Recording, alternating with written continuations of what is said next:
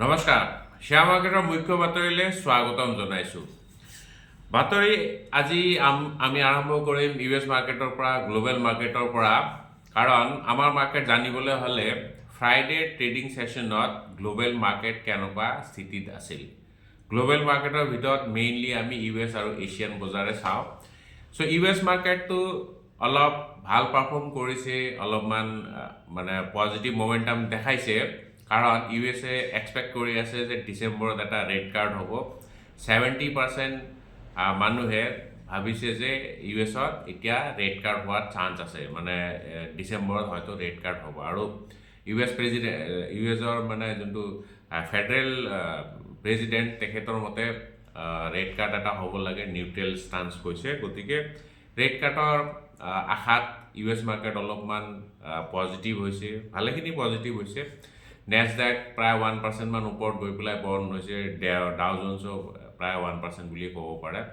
আৰু আজি ৰাতিপুৱাও নেছডাক ডাও জোনছ ফিউচাৰ্ছ, বিশেষকৈ নেছডাক এতিয়া 0.7% মান ওপৰত ট্ৰেড কৰি আছে, আৰু ডাও জোনছো 0.3% মান ওপৰতে ট্ৰেড কৰি আছে। তাৰমানে সংকেত পজিটিভ দেখা গৈছে। ফ্ৰাইডে ইউএছ মাৰ্কেটটো পজিটিভ আছিল, আৰু আজি ফিউচাৰ্ছে পজিটিভে ইণ্ডিকেট কৰি আছে। মানে আজি আমাৰ মাৰ্কেট হয়তো পজিটিভ হ'ব। এইপিনে এছিয়ান বজাৰ যদি আপুনি নিকে চাই, নিকে অলপমান নেগেটিভ হয়, প্ৰায় 2.5% মান তলত ট্ৰেড কৰি আছে। হেংচেং জাষ্ট অ'পেন হৈছে, হেংচেং পজিটিভ জোনত অ'পেন হৈছে। কিন্তু চেণ্টিমেণ্ট অভাৰঅল যদি চাবলৈ যায় পজিটিভে হয়। গিভ নিফটি প্ৰায় 100 পইণ্টছৰ গেপ আপ অ'পেনিং ইণ্ডিকেট কৰি আছে। কাৰণে মোৰ লাগিছে আজি আমাৰ মাৰ্কেট পজিটিভে হ'ব। আৰু এজ আই হেভ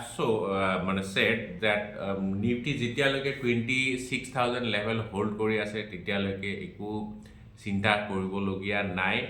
26,000 লেভেলত সিদিনা আহিছে, কিন্তু ওপৰত ছাষ্টেইন হৈছে ফ্ৰাইডেৰ দিনা, আৰু এতিয়া ওপৰতে আছে। আৰু যদি আজি গেপ আপ হৈ পেলাই অ'পেন হয় তেতিয়াহ'লে চাবলগীয়া হ'ব লাষ্ট লাইভ হাই হ'ল 26,300, প্ৰায় 300 আৰু। চ' যেতিয়া এইটো লেভেল ব্ৰেক কৰিব তেতিয়া আৰু মাৰ্কেট নৰ'ব, তেতিয়া ওৱান ৱে ৰেলি হোৱাৰ চান্স আছে। সেইকাৰণে অলপ সাৱধান। নিফটি বা অভাৰঅল মাৰ্কেট, চেনছেক্সে হওক, বেংক নিফটিয়ে হওক, আপুনি কেতিয়াও চেল কৰিবলৈ নাযাব। অলপ দিগদাৰত পৰি যাব পাৰে, কাৰণ অভাৰঅল চেণ্টিমেণ্ট পজিটিভ, মোমেণ্টামটো পজিটিভে হয়। গ্লোবেল মাৰ্কেটো পজিটিভ, আৰু আমাৰ মাৰ্কেট যেতিয়া নতুন লাইভ হাই ব্ৰেক কৰিব তেতিয়া আৰু হয়তো পিছফালে ঘূৰি নাচাব, আৰু তেনেকুৱা টাইপ যেনে লাগিছে। কিন্তু ক'ব নোৱাৰি, মাৰ্কেটটো মাৰ্কেট হয়, বাট চেণ্টিমেণ্ট এতিয়া পজিটিভ। ডেটা যদি চাই ফ্ৰাইডে এফআই অলপমান বিক্ৰী কৰিছে, 1,700 ক্ৰ'ৰ্ছৰ ষ্টক তেওঁলোকে বিক্ৰী কৰিছে। আৰু ডিআই বাই কৰিছে 3,162 ক্ৰ'ৰ্ছৰ ষ্টক তেওঁলোকে বাই কৰিছে। ত' এইটোতো চলি থাকে, এটা পাৰ্টি বাই কৰিলে আনটো পাৰ্টি চেল কৰে। আৰু মই বহুত দিনৰ মূৰত ব্ৰেণ্ট ক্ৰুডটো অলপমান তলত যোৱা দেখিছোঁ, 62 লেভেলত অহা দেখিছোঁ, $62 পাৰ বেৰেল দেখা পাইছোঁ, বহুত দিনৰ মূৰত দেখা পাইছোঁ। চ' ব্ৰেণ্ট ক্ৰুডৰ প্ৰাইচটো যিমানে কমি থাকে সিমানে মোৰ মনটো ভাল লাগি যায়, কাৰণ সেইটো আমাৰ ইকনমিয়ে মানে ছেক্টৰে নহয়, আমাৰ ইকনমিৰ কাৰণেও বহুত পজিটিভ এটা মানে কি ক'ম ইণ্ডিকেশ্যনে হয়। মানে ইকনমিৰ কাৰণে ভাল, যিমানে ব্ৰেণ্ট ক্ৰুডৰ দামটো কমি থাকিব। চ' যিয়ে নহওক, আজি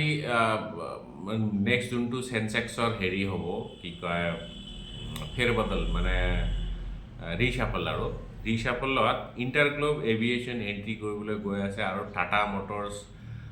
পেছেঞ্জাৰ ভেহিকেল কিন্তু এক্সিট হ'ব। গতিকে এই দুটা ষ্টক আজি চাবলগীয়া হ'ব। এটা ষ্টক এণ্ট্ৰি কৰিব ইণ্টাৰগ্লোব এভিয়েশ্যন মানে ইণ্ডিগো, আৰু আনটো ষ্টক এণ্ট্ৰি কৰিব, সেইটো হ'ল টাটা মটৰ্ছ পেছেঞ্জাৰ ভেহিকেল। আৰু গ'ল্ড আৰু চিলভাৰ প্ৰাইচ যদি চাই একে লেভেলতে আছে। গ'ল্ড 1,24,200 লেভেলত ক্লজিং দেখাইছে, আৰু চিলভাৰ 1,54,000 প্ৰায় 200 লেভেলতে ক্লজিং দেখাইছে। চ' গ'ল্ড আৰু চিলভাৰ কনচলিডেশ্যন ফেজত আছে, আৰু হয়তো কেইদিনমান কনচলিডেশ্যন ফেজতে থাকিব পাৰে। আচ্ছা এতিয়া অলপমান ষ্টক স্পেচিফিক নিউজ চাম তাৰ আগতে দুটামান কুৱেৰি চাই লওঁ আমাৰ ইয়াতো কুৱেৰি আহি থাকে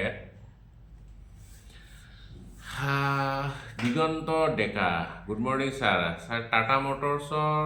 ওপৰত এটা ভিডিঅ' বনাওক প্লিজ আচ্ছা টাটা মটৰ্ছৰ ওপৰত মই অলৰেডি এটা ভিডিঅ' বনাইছিলোঁ এই ইউটিউবৰ খেলি মেলিৰ কাৰণে সেইটো ভিডিঅ' আকৌ ডিলিট কৰিবলগীয়া হ'ল অ'কে মই এবাৰ ট্ৰাই কৰি চাম বাৰু টাটা মটৰ্ছ এতিয়া খালি টাটা মটৰ্ছ ক'লে ভুল হ'ব টাটা মটৰ্ছ ক'ব লাগিব পেচেঞ্জাৰ ভেহিকেল নে কমাৰ্চিয়েল ভেহিকেল সেইটো মেনশ্যন কৰিব লাগিব আৰু ঋতুমণি হাজৰিকা ছাৰ দীপ ইণ্ডাষ্ট্ৰিজৰ এনালাইচিছ এদিন কৰিবচোন আচ্ছা দীপ ইণ্ডাষ্ট্ৰিজটো মই এনে চাই দিছোঁ এইটো চাগে এটা পেট্ৰলিয়াম ষ্টকে হয় অইল এণ্ড গেছ ছেক্টৰত আছে এটা সময়ত ইয়াৰ মোৰ ইনভেষ্টমেণ্ট আছিল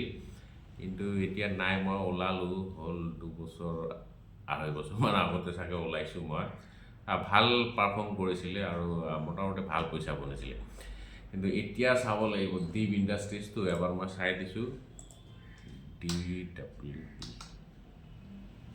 অ'কে দীপ ইণ্ডাষ্ট্ৰিজ বহুত সৰু কোম্পানী হয় মাৰ্কেট কেপ 3000 ক্ৰ'ৰ্ছৰ মাৰ্কেট কেপ হয় P15 অ'কে আৰু ইয়াৰ আছে ঠিক ঠাক বুক ভেলু হ'ল 302 অলপ সস্তাতে ট্ৰেড কৰি আছে কিন্তু এইবিলাক ষ্টক অলপ কাইণ্ড অফ চাইক্লিকেল ষ্টক হয় গতিকে সেইবিলাক ষ্টক অলপ হাই পিত বাই কৰাটোৱে ভাল হিষ্টৰিকেল পি এবাৰ চাই লওঁ হিষ্টৰিকেল পিটো বেছি যোৱা নাই 27লৈকে অ'কে এনে ঠিক ঠাক আৰু চ' বুলিয়ে ক'ম ইমান খাছ নহয় চেলছটো গ্ৰ'থ দেখা গৈছে চেলছ গ্ৰ'থ EPS গ্ৰ'থ এটা সময়ত বহুত আছিল এতিয়া কিন্তু সেইটো কমি পেলাই নেগেটিভত আহিছে সেইটো অলপ চাবলগীয়া হ'ব ঠিক ঠাক এতিয়া ক'ব নোৱাৰি এইটো পইচা বনিবনে নাই ফিউচাৰত চাইক্লিকেল ষ্টক মোৰ মতে এভইড কৰাই ভাল যদি আপুনি চাইকেলটো ধৰিব পাৰে তেতিয়াহে ভাল আদাৰৱাইজ কিন্তু সেইটো এভইড কৰা ভাল আৰু আচ্ছা যিয়ে নহওক অলপ সাৱধানো হ'ব কাৰণ এইটো বহুত সৰু কোম্পানী হয় মাইক্ৰ' কেপ বুলিও আপুনি ক'ব পাৰে 3000 ক্ৰ'ৰ্ছৰ মাৰ্কেট কেপ অলপ কেয়াৰফুল আৰু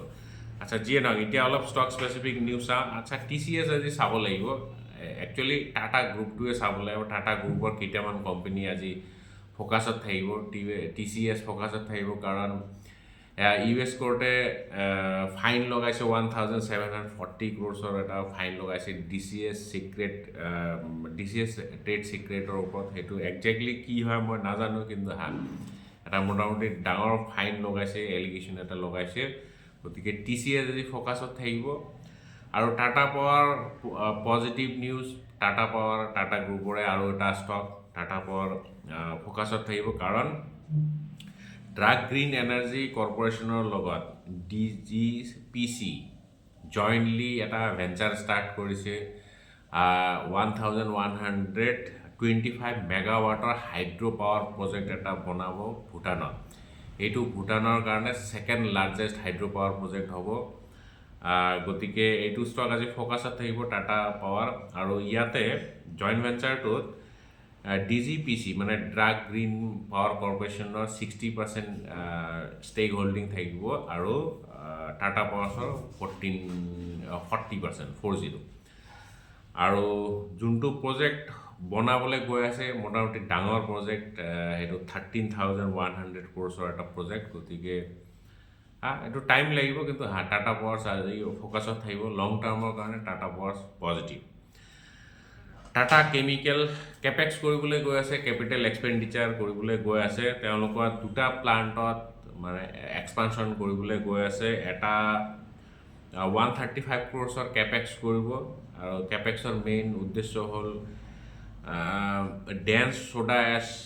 তেওঁলোকৰ যোনটো আউটপুট সেইটো বৃদ্ধি কৰিবলৈ গৈ আছে বাই 350 কিলোটন পাৰ এনাম এতিয়া যোনটো কেপাচিটি তাতকৈ 350 কিলোটন পাৰ এনামৰ কেপাচিটি তেওঁলোকে বৃদ্ধি কৰিবলৈ গৈ আছে তাৰ কাৰণে এক্সপেণ্ডিচাৰ হ'ব 135 ক্ৰ'ৰ আৰু এইটো মিঠাপুৰত হয় আৰু এটা তেওঁলোকৰ প্লান্ট আছে কুড্ডালৰ প্লান এইটো ক'ত আছে মই নাজানো তাত 775 ক্ৰ'ৰ্ছৰ ইনভেষ্ট কৰি পেলাই সেইটো এক্সপাণ্ড কৰিবলৈ গৈ আছে আৰু তাত তেওঁলোকে প্ৰেচিপিটেটেড চিলিকা যোনটো আউটপুট বা কেপাচিটি সেইটো 50 কিলোটন পাৰ এনাম বৃদ্ধি কৰিবলৈ গৈ আছে মুঠতে কেপেক্স কৰিবলৈ গৈ আছে কুটডালৰ মোৰ লাগিছে এইটো চাউথৰে কোনোবা জাগা হ'ব বেংগলোৰ কুটডালৰ বেংগলোৰ সেইবিলাকতো সেইটো চাইডৰে হয় চ' কোম্পানীটোৰ কাৰণে ভাল হ'ব লং টাৰ্ম পজিটিভ কাৰণ কেপেক্স কৰিব গৈ আছে কেপেক্সটো সদায় পজিটিভ হয় ইন লং টাৰ্ম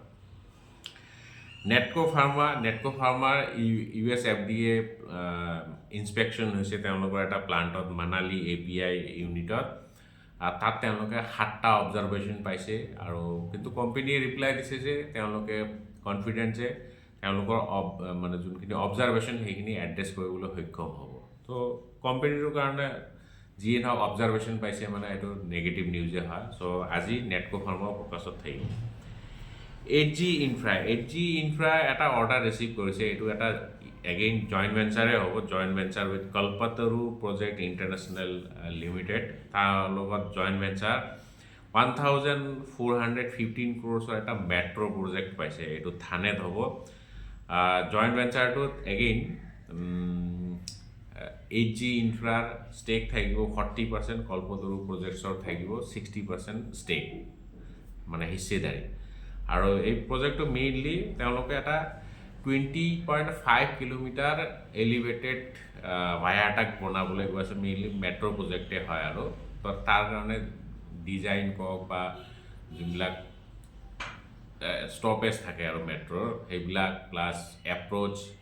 এভৰিথিং তেওঁলোকে ডিজাইন কৰিবলৈ গৈ আছে ডাঙৰ প্ৰজেক্টে হয় 1400 প্ৰায় 1,500 কোটি টকাৰ হেৰি ডাঙৰ প্ৰজেক্ট আৰু গতিকে দুটা ষ্টকে ফ'কাছত থাকিব HG আৰু কল্পতৰু পাৱাৰ RVNL এটা নৰ্দাৰ্ণ ৰেলৱেৰ পৰা অৰ্ডাৰ ৰিচিভ কৰিছে 181 ক্ৰ'ৰ্ছৰ এটা প্ৰজেক্ট সেইটো মেইনলি তেওঁলোকে এটা লাইন আপগ্ৰেড কৰিবলৈ গৈ আছে এইবিলাক কিছুমান টেকনিকেল টাৰ্ম দিছে সেইবিলাকতো মই বুজিও পোৱা নাই কিন্তু যিহেতু অৰ্ডাৰ এটা আহিছে কোম্পানীটোৰ কাৰণে ভাল খবৰ আচ্ছা যিয়ে নহওক আজিতো লাচিত দিৱস চ' লাচিত দিৱসৰ শুভেচ্ছা জ্ঞাপন কৰিছোঁ সকলোলৈ আৰু আজি ইয়াতে সামৰিছোঁ আমি কাইলৈ আকৌ লগ পাম জয় আই অসম